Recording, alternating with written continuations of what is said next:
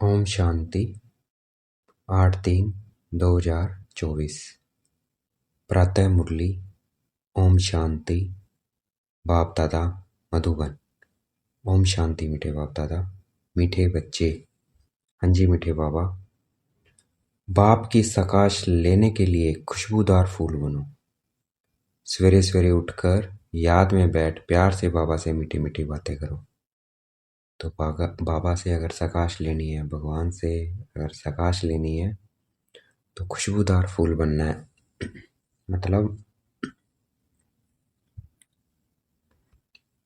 मतलब अंदर कोई भी विकार ना हो, तो ऐसा खुशबूदार फूल बनना है। हमें विकार निकालते जाना है।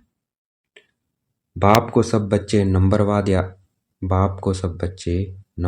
याद करते हैं। प्रश्न है, बाप को सब बच्चे नंबरवार याद करते हैं, लेकिन बाप किन बच्चों को याद करते हैं? उत्तर, जो बच्चे बहुत मीठे हैं, जिन्हें सर्विस के बिना और कुछ सूझता ही नहीं है, जो अति प्रेम से बाप को याद करते हैं, खुशी में प्रेम के आंसू बहाते हैं, ऐसे बच्चे को बाप भी याद करते हैं।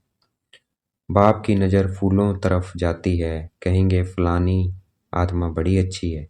यह आत्मा जहाँ सर्विस देखती है भागती रहती है, नेकों का कल्याण करती है, तो बाप उसे याद करते हैं। देखो भगवान याद करता है उन बच्चों को जो मीठे हैं, जिन्हें सर्विस के बिना कुछ सूझता नहीं है, बहुत प्यारे हैं, बहुत प्रेम से बाबा को याद करते हैं, आंसू बहाते हैं, जहाँ सर्विस देखते हैं वहाँ भागते हैं, अनेकों का कल्याण करते हैं, उन्हें भगवान याद करता है।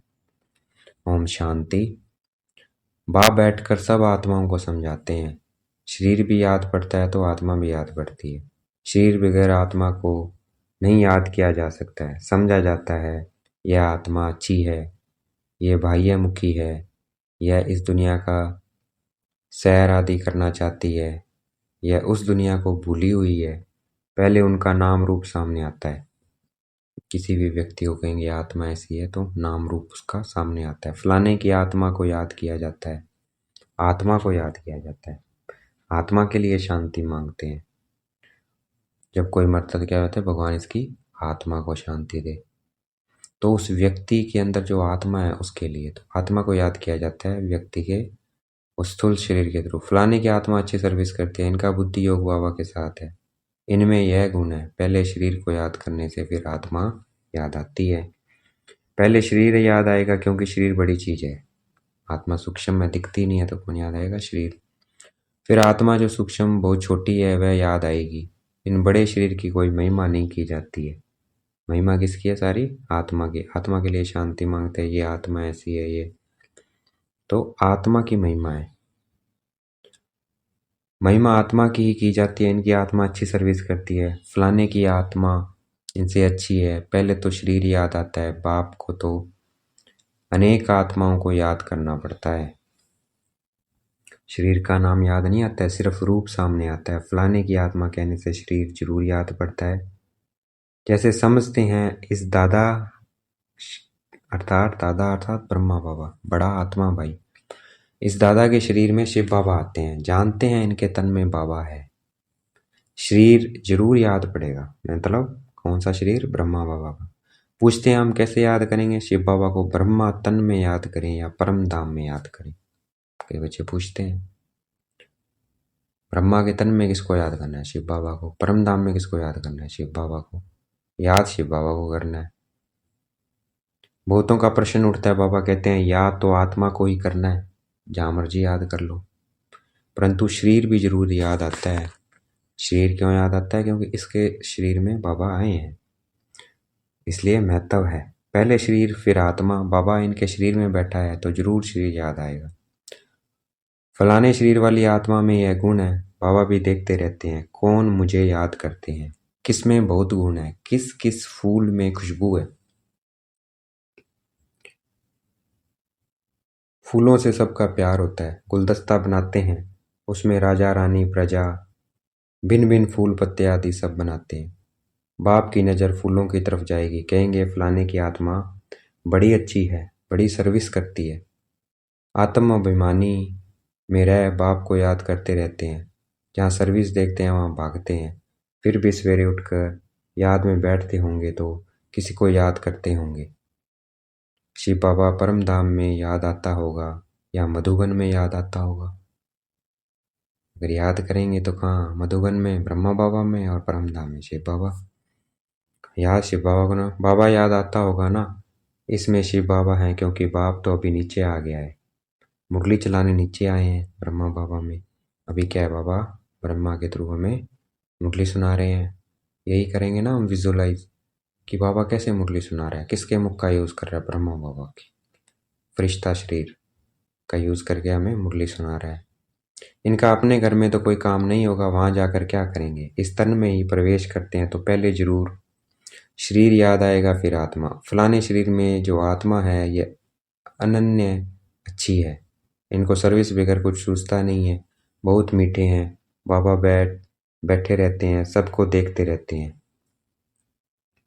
फलानी बच्ची बहुत अच्छी है, बहुत याद करती है। बांदेली बच्चियों को विकार के लिए कितनी मार मिलती है, कितना प्रेम से याद करती है। इसको मार मिलती होगी विकार के लिए, वो कितना याद करेगा बाबा को जो विकार में नहीं जाना चाहता है। जब बहुत याद करती हैं तो खुशी के मारे प्रेम के आंसू भी आ जाते हैं, कभी कभी वे आंसू गिर भी पड़ते हैं। बाबा को और धंधा क्या है, सबको याद करते हैं। शिव बाबा सबको याद करते हैं, बहुत बच्चियां याद आती है।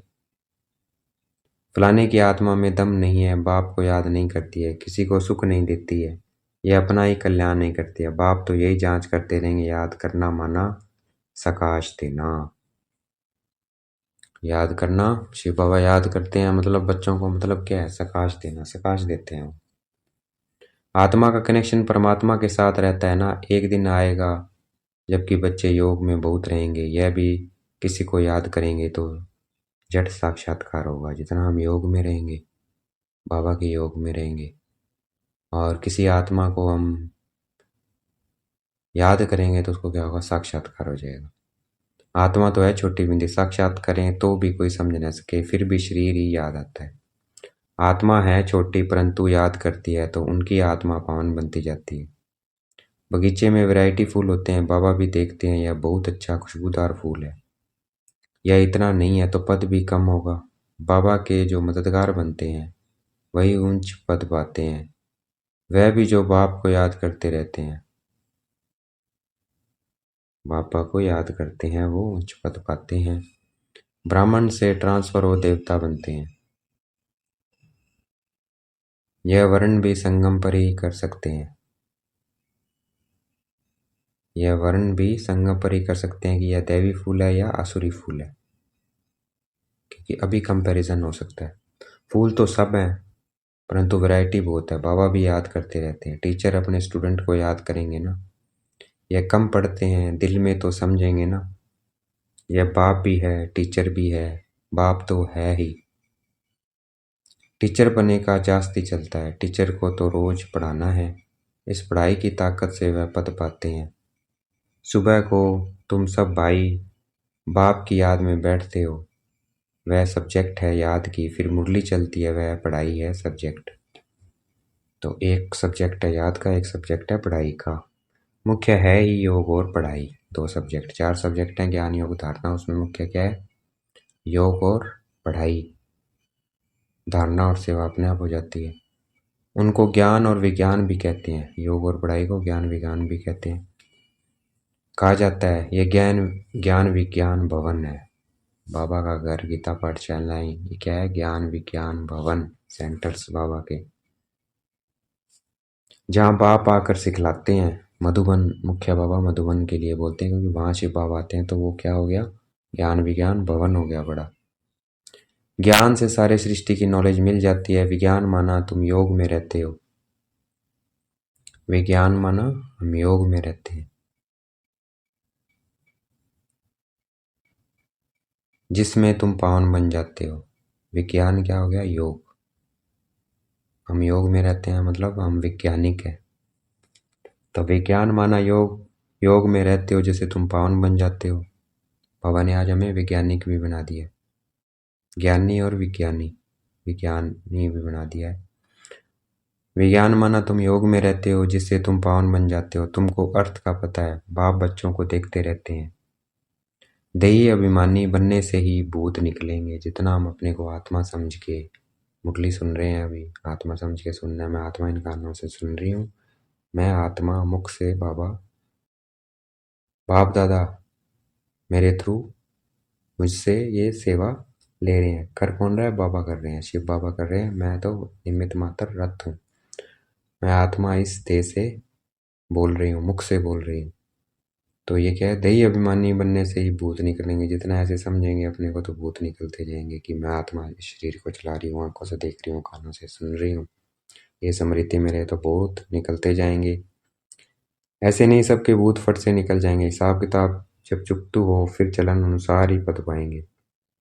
क्लास ट्रांसफर होते हैं। इस दुनिया का ट्रांसफर नीचे हो रहा है और तुम्हारा ऊपर हो रहा है। हम ऊपर चढ़ रहे हैं, सतयुग में जा रहे हैं। दुनिया कलयुग और कलयुग अंत में जा रही है। कितना फर्क है? वह कलयुग की सीढ़ी नीचे उतरते जाते हैं और तुम पुरुषोत्तम संगम युग की सीढ़ी ऊपर चढ़ते जाते हो। दुनिया तो यही है, सिर्फ बुद्धि का काम है। तुम कहते हो हम संगम युगी है। पुरुषोत्तम बनाने के लिए बाप को आना पड़ता है। तुम्हारे लिए अब पुरुषोत्तम संगम युग है। बाकी सब घोर अंधियारे में है। बाकी दुनिया अंधियारे में है और हमारे लिए पुरुषोत्तम संगम युग। भक्ति को वह बहुत अच्छा समझते हैं क्योंकि ज्ञान का उनको मालूम ही नहीं है, इसलिए भक्ति को बहुत अच्छा समझते हैं। तुमको अभी ज्ञान मिला है तब तुम समझते हो। ज्ञान की एक चुटकी से आधा कल्प के लिए हम चढ़ जाते हैं, फिर वहाँ ज्ञान की बात भी नहीं होगी। कहाँ? स्वर्ग में। यह सब बातें महारथी बच्चे ही सुनकर धारण कर और सुनाते रहेंगे। बाकी तो यहाँ से निकले और खलास। कर्म अकर्म और विक्रम का राज भी भगवान ही समझाते हैं। क्या राज है कर्म का? कर्म जो करते हैं अभी देहभान में, जो कर्म, वो क्या है? कर्म। और जो देही अभिमानी करते हैं वो क्या है? वीक।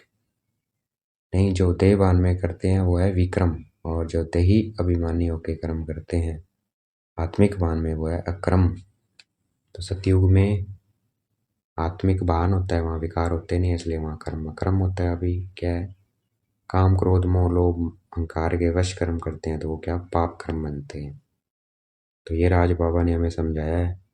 यह है कल्प का संगम युग, जबकि पुरानी दुनिया खत्म हो, नई दुनिया स्थापन होनी है। विनाश सामने खड़ा है। तुम संगम युग पर खड़े हो और मनुष्य के लिए कलयुग चल रहा है। कितना घोर अंधियारा है, गिरते ही रहते हैं। कोई तो गिरने के निमित्त भी होगा, कोई तो गिराने के निमित्त भी होगा, और वह कौन है? रावण। रावण अर्थात पांच विकार। इस सभा में वास्तव वास्तव में कोई पतित बैठ नहीं सकता है। बाबा की सभा मधुबन, जब बाबा आते हैं बाबा कहते हैं यहाँ कोई पतित बैठ नहीं सकता। पतित वायुमंडल को खराब करेंगे। अगर कोई छिप कर आकर बैठते हैं तो उनको चोट भी लगती है। अगर कोई वहाँ छुप के बैठता है तो उसको चोट बहुत लगती है। तो इसलिए पवित्र बन के जाना है वहाँ। कम से कम 3 साल की बाबा कहते हैं पवित्रता हो आपके अंदर, अर्थात ब्रह्मचर्य का पालन हो।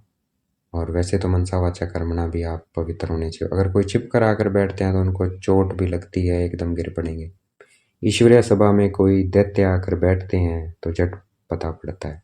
तो बाबा मिलन, स्पेशली बाबा मिलन के लिए बाबा ने कहा है अगर वहाँ कोई भिखारी जाता है उस समय तो उसको बहुत चोट लगेगी, क्योंकि वो इंद्र सभा है, इसलिए नहीं जाना चाहिए, पाप चढ़ता है। वैसे जा सकते हैं, बाबा के जो प्रोग्राम्स हैं उनमें जा सकते हैं, लेकिन वैसे स्पेशल जब बाबा आते हैं उसमें ये देखना चाहिए अपने को। पत्थर बुद्धि तो है ही, बाकी भी पत्थर बुद्धि हो जाएगा। भाई पत्थर बुद्धि तो पहले था, वह अब और बन जाएगा। 100 गुना दंड पड़ जाएगा। 100 गुना दंड पड़ जाएगा। अपने को नुकसान पहुंचाएंगे। कहते हैं हम देखेंगे, इनको पता पड़ता है कि क्या करते हैं, पता पड़ता है। वो अपना नुकसान करते हैं। पता क्या पड़ना है? पत्थर बुद्धि बन जाओगे फिर तो कुछ पता ही नहीं लगेगा।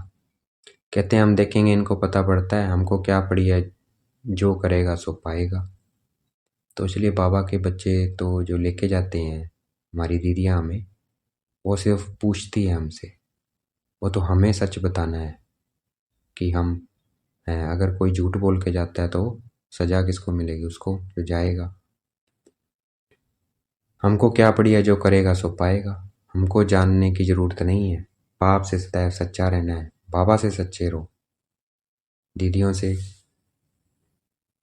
जो भी है ले जाने के निमित्त है उनसे छुपा रहे हो, लेकिन बाबा से नहीं छुपाना है। अगर आप नहीं हो तो नहीं जाना है। बाप से सदैव सच्चा रहना है। कहते भी है ना, सच तो बिठो नच। जो सच्चा होकर जाएगा, सच्चे दिल से जाएगा, वो नचेगा। क्योंकि सच्चा आदमी हमेशा डांस करता है। सच्चे रहेंगे तो अपनी राजधानी में भी डांस करेंगे। बाप है ही ट्रुथ, तो बच्चों को भी ट्रुथ बनना चाहिए। बाबा पूछते हैं शिव बाबा कहाँ है? कहते हैं इसमें है। परम धाम छोड़कर दूर देश के रहने वाले आए देश पर आए। उनको तो अब बहुत सर्विस करनी है। बाप कहते हैं मुझे रात दिन यहाँ सर्विस करनी पड़ती है। संदेशियों को, भक्तों को साक्षात्कार कराना पड़ता है तो यहाँ ही, वहाँ तो कोई सर्विस नहीं है। सर्विस वगैरह बाबा को सुख ना आए। सारी दुनिया की सर्विस करनी है। सब पुकारते हैं बाबा आओ। कहते हैं मैं इस रथ में आता हूँ। किस कौन से रथ में? ब्रह्मा बाबा। उन्होंने फिर घोड़ा गाड़ी बना दिया। उन्होंने क्या दिखा दिया? भक्ति में घोड़ा गाड़ी। आते किस में है? ब्रह्मा बाबा में। अब घोड़ा गाड़ी में श्री कृष्ण कैसे बैठेंगे? ऐसे भी नहीं, कोई शौक होता है घोड़ा गाड़ी पर बैठने का। देही अभिमानी और दे अभिमानी बनने की बातें संगम युग पर ही होती है। और सिवाय बाप के यह बातें और कोई समझा भी नहीं सकते हैं। तुम भी अभी जानते हो, पहले नहीं जानते थे। क्या कोई गुरु ने सिखाया? गुरु तो बहुत किए, कोई ने भी नहीं सिखाया। बहुत लोग गुरु करते हैं, समझते हैं कोई से शांति का रास्ता मिल जाए।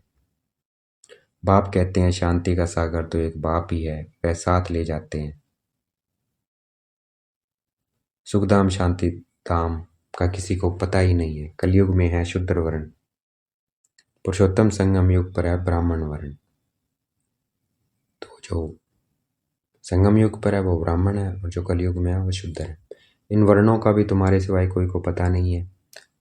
यहाँ तो सुनते हैं, बाहर निकलने से सब कुछ भूल जाते हैं। धारणा होती नहीं है। बाप कहते हैं कहाँ भी जाते हो बैज पड़ा हो। बैज, बाबा ने जो बैज बनाए हैं, जो पॉकेट बनाए हैं, वो होना चाहिए। कहाँ भी जाते हैं तो पहना होना चाहिए। इसमें लज्जा की बात नहीं है। लज्जा नहीं आनी चाहिए बैज के लिए। यह तो बाबा ने बहुत कल्याण के लिए बनाया है। किसी को भी समझा कर दो तो किसी को भी समझा सकते हैं। उसमें एक तरफ लक्ष्मी नारायण है, एक शिव बाबा है, तो एक तरफ बाबा है, एक तरफ बाबा का वर्ष है। किसी को भी समझा कर दो, कोई सेंसिबल होगा तो कहेगा इस पर आपका खर्चा हुआ होगा। बोलो खर्चा तो होता ही है, गरीबों के लिए फ्री है। वह धारण कर लें तो उच्च पद पा सकते हैं। सिर्फ बाबा क्या कहता है? धारण करो। अगर गरीब है उनके लिए फ्री है। गरीबों के पास पैसे ही नहीं तो क्या करेंगे? तो गरीब हैं जो, उनके लिए बाबा कहता है कि उनके लिए उनसे पैसे मत लो। जो गरीब है उनके लिए जितना कर सकते हो करो, दुआएं मिलेंगी उनसे। गरीबों के पास पैसे ही नहीं तो क्या करेंगे? कोई के पास पैसे हैं परंतु मनहूस है। इसने प्रैक्टिकल करके दिखाया है। किसने? ब्रह्मा बाबा ने। कोई पैसे है, वो क्या है, उनका युग वो तो खत्म हो जाना है। और जो उनका यूज कर लेगा बाबा के कार्य में तो क्या सफल हो गया। तो बाबा कहते हैं मनहूस हैं वो, जो सफल नहीं कर पा रहे हैं। इसने प्रैक्टिकल में करके दिखाया ब्रह्मा बाबा ने। सब कुछ माताओं के हवाले कर दिया। बाबा ट्रस्टी बन गए। क्या बोला शिव बाबा ने? तुम सब कुछ मेरे चरणों में अर्पित कर दो। तो ब्रह्मा बाबा ने किसको अर्पित कर दिया? माताओं को। क्यों? बाबा आकर कलश, ज्ञान का कलश किनको दिया? माताओं को दिया। तो शिव बाबा को मानकर साक्षी और माताओं को कर दिया। सब कुछ माताओं के हवाले कर दिया और खुद ट्रस्टी बन गया। संभालने वाला कौन? शिव बाबा। शिव बाबा किसके थ्रू संभालेगा? माताओं के थ्रू। तो बाबा क्या बन गए? ट्रस्टी। बाबा भी संभालने वाले बन गए। है किसका? वो बाबा का है, शिव बाबा का। तो कौन संभाल रही है? माताएं और शिव बाबा। सब कुछ माताओं के हवाले कर दिया। तुम बैठ सब कुछ संभाल लो, क्योंकि अब तो यह ज्ञान मिला है कि पिछाड़ी में कुछ भी याद ना आए। क्यों किया?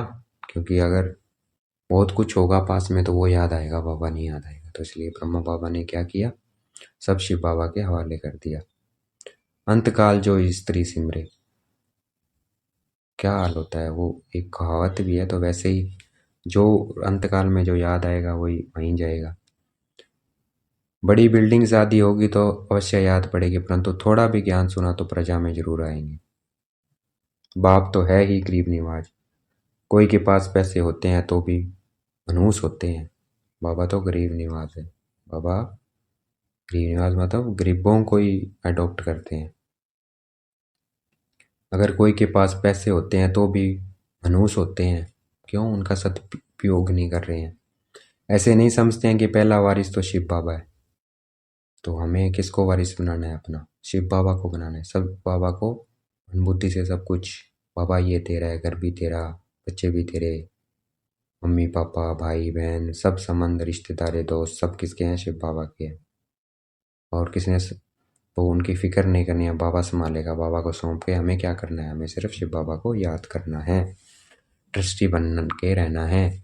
जो भी कार्य करो, बाबा आपके भंडारी से ये लेके आ रहा हूँ, ये कर रहा हूँ। सौंपा किसको हुआ है? बाबा को। बाबा को वारिस बनाना है, बच्चा बनाना है घर का।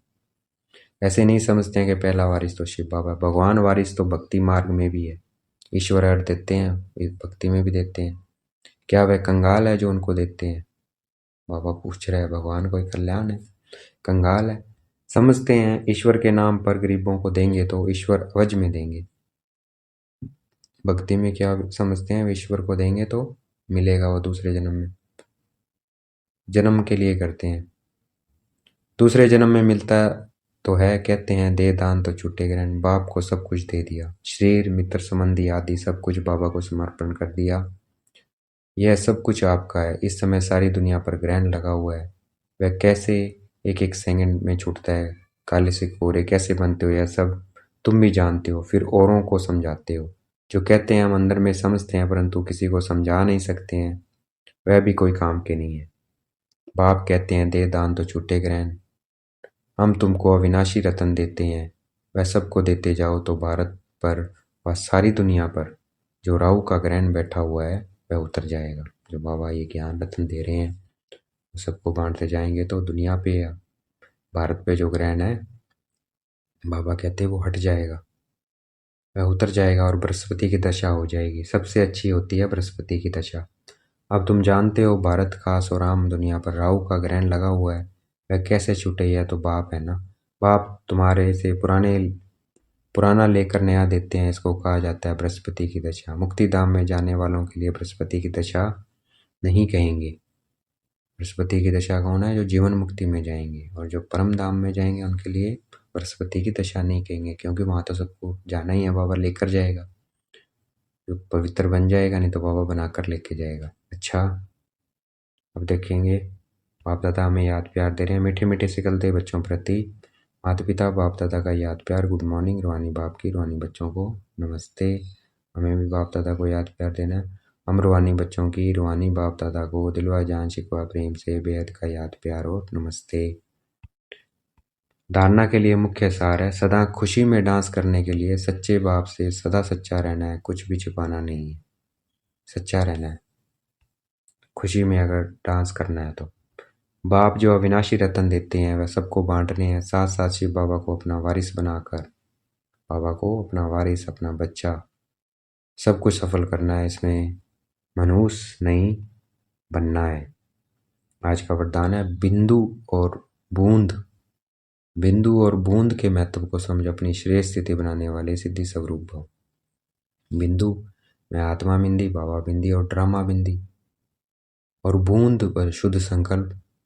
तो तीनों ही, इन तीनों का ज्ञान और बूंद शुद्ध संकल्प के महत्व से क्या है? श्रेष्ठ स्थिति बनेगी हमारी। जितने शुद्ध संकल्प होंगे इतना श्रेष्ठ स्थिति में, और श्रेष्ठ स्थिति से क्या हम सिद्धि स्वरूप बन जाएंगे। सिद्धि स्वरूप मतलब जो संकल्प करेंगे वो हो जाएगा। शिव बाबा, शिव परमात्मा की पूजा में एक बिंदु की विशेषता है, दूसरी बूंद बूंद की विशेषता है। दोनों का अपना महत्व है। आत्मा परमात्मा और प्रकृति का खेल अर्थात ड्रामा।